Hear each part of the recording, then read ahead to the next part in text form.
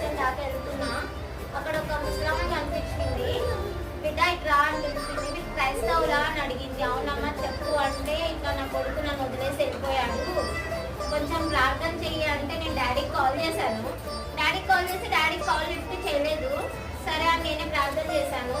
ప్రార్థన చేసి పాపం ఆమె చనిపోవాలనుకుంటుందని నా నెంబర్ ఇచ్చాను తనకి.